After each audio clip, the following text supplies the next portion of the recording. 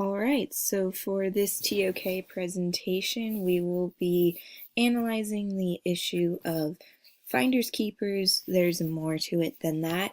And by that, I mean my real life situation will be focusing on the impact of history and ethics and one's ability to reason when bartering between if they should take something that's not necessarily theirs or just leave it and do something else with it.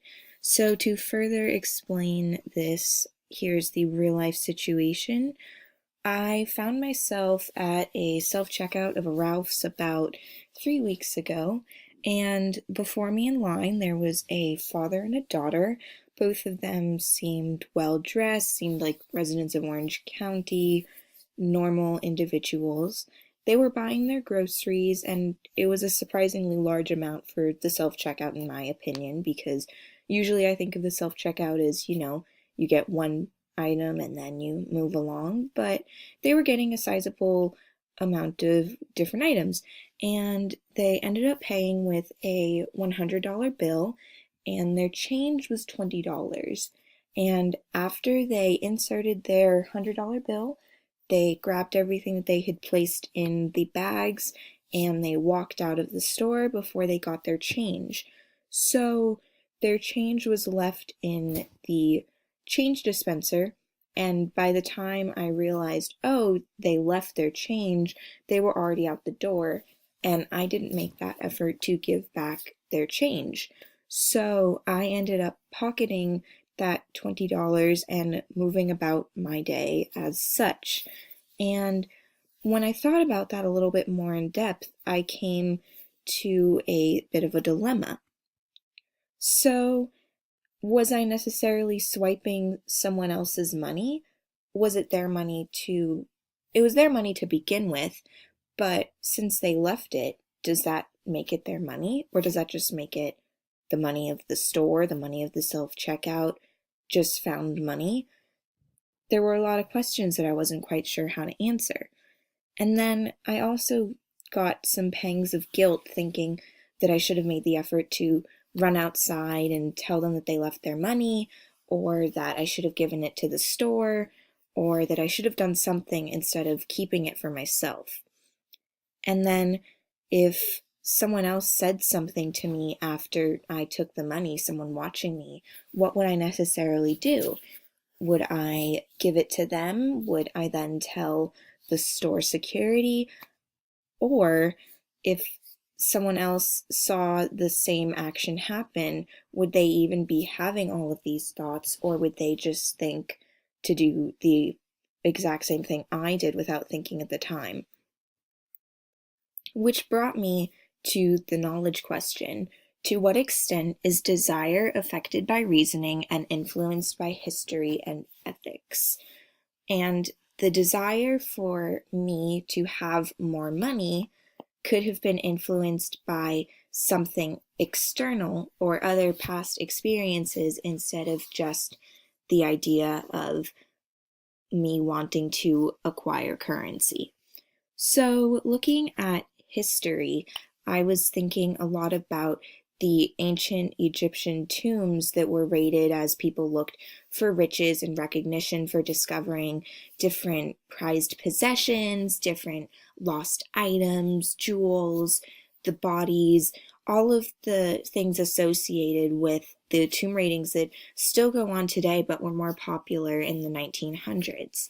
And I was thinking about how the people that were robbing these tombs were deliberately taking something from someone else in order to benefit themselves. They had a desire to acquire riches, in a sense, whether it be the riches of knowledge, riches in goods, riches in recognition. They wanted riches of some sort.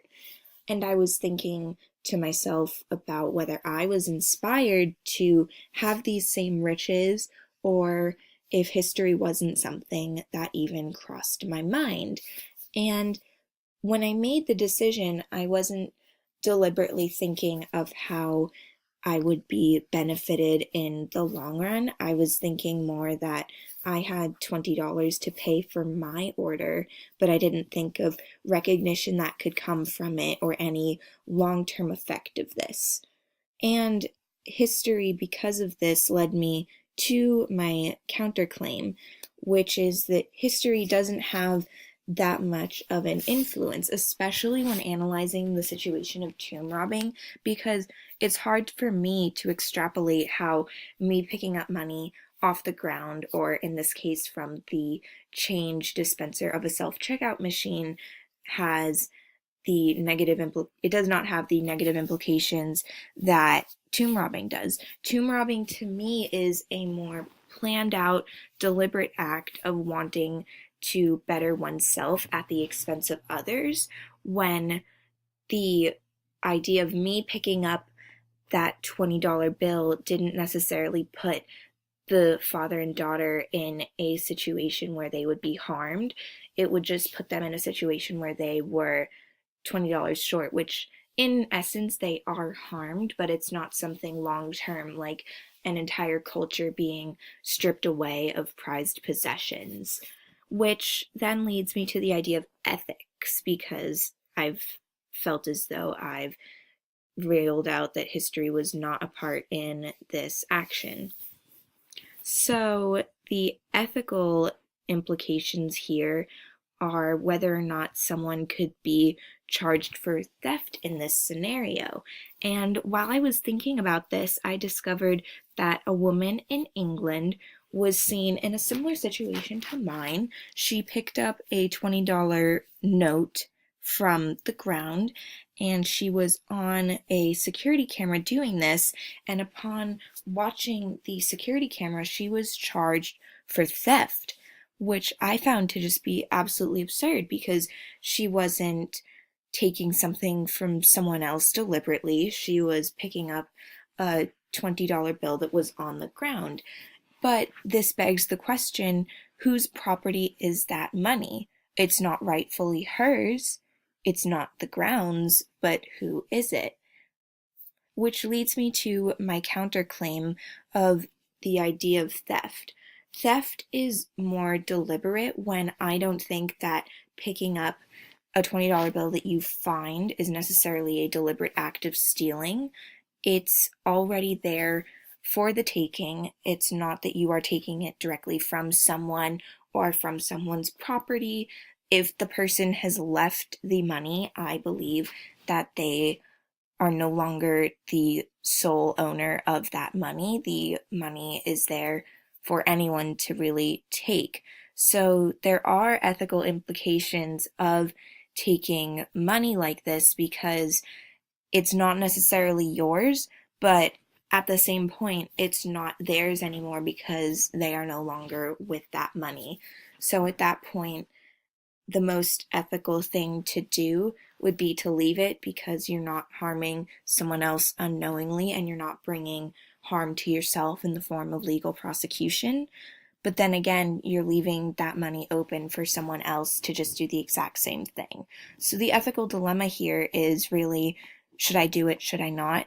And it comes down to whether or not you are able to deal with the possible consequences that could come from an act that you do not think is crime. So the impact of reasoning here is that we are able to determine whether or not we should be able to take money from another individual. And reasoning does allow us to determine whether something is right or wrong, but a lot of times this reasoning can happen in a more retrospective sense instead of actively. So that's why we can think, oh, the action of this person can influence what could happen to me, but you don't necessarily go through that same thought process before you do the action yourself. I know I didn't. So when we're tying this back to ethics and history, I came to the conclusion that ethics has more of an influence on the issue of desire, because ethics can change how or whether or not you go about doing something based off of the conscience side of things or what other individuals think about the action. History can't do this as much.